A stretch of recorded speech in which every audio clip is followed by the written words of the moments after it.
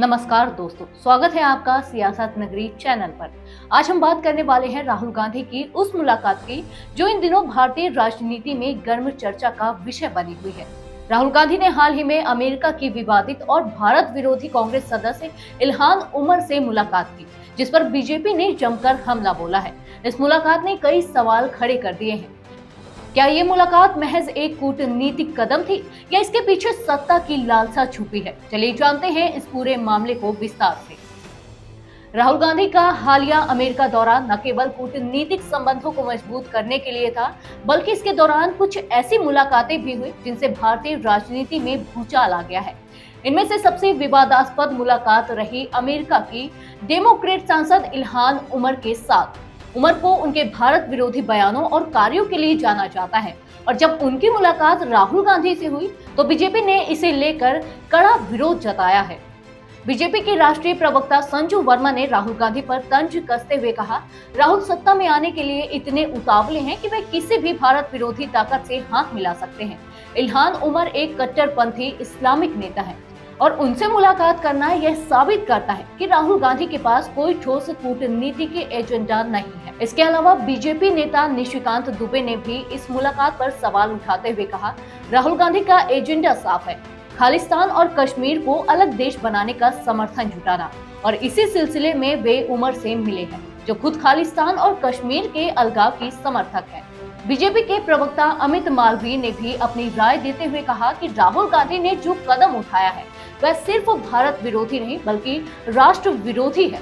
उन्होंने कहा, राहुल गांधी ने खुले तौर पर एक ऐसे नेता से मुलाकात की है जो आजाद कश्मीर और इस्लामिक कट्टरपंथ की समर्थक है। राहुल गांधी की यह मुलाकात वॉशिंगटन डीसी के रेबर्न हाउस ऑफिस बिल्डिंग में हुई, जहां अमेरिकी कांग्रेसमैन ब्रेडली जेम्स शर्मा ने इस बैठक की मेजबानी की। इस प्रतिनिधि मंडल में इल्हान उमर के साथ कई और प्रमुख नेता जैसे रो खन्ना, राजा कृष्णमूर्ति, बारबरा ली और श्री थानेदार भी शामिल थे। हालांकि बीजेपी की ओर से किए गए हमलों के बीच कांग्रेस पार्टी ने इस मुलाकात को सामान्य बताते हुए कहा है कि राहुल गांधी का उद्देश्य अमेरिका के साथ भारत के संबंधों को और मजबूत करना है। लेकिन बीजेपी इस बात को लेकर अडिग है कि मुलाकात एक सोची समझी राजनीतिक चाल है। अब आपको बताते हैं कि कौन है इल्हान उमर। इल्हान उमर अमेरिकी कांग्रेस की सदस्य हैं और उनकी पहचान एक विवादित और भारत विरोधी नेता के रूप में होती है। वे इजराइल के खिलाफ अपने रुख और भारत में मुसलमानों के प्रति कथित भेदभाव के मुद्दों पर अपने बयान के लिए जानी जाती हैं। इल्हान उमर 2019 से अमेरिकी कांग्रेस की सदस्य हैं और पहली अश्वेत मुस्लिम महिला है जिन्होंने अमेरिकी संसद में स्थान पाया। 2022 में इल्हान उमर ने पाकिस्तान के कब्जे वाले कश्मीर का दौरा किया था, जो कि भारत के लिए काफी संवेदनशील मुद्दा रहा है। उनके इस दौरे को पाकिस्तान सरकार ने फंड किया था, जो यह दिखाता है कि वे किस प्रकार से भारत के खिलाफ अपनी स्थिति मजबूत करती रही है। उमर ने प्रधानमंत्री नरेंद्र मोदी के अमेरिकी संसद में दिए गए भाषण का भी बहिष्कार किया था और वह अक्सर भारत को अंतर्राष्ट्रीय मंचों पर आलोचना का शिकार बनाती रही है। बीजेपी प्रवक्ता शहजाद पूनावाला ने भी इस मुद्दे पर तीखा बयान देते हुए कहा, राहुल गांधी के पास सत्ता की ऐसी लालसा है कि वे देश विरोधी तत्वों से मिलने तक को तैयार हैं।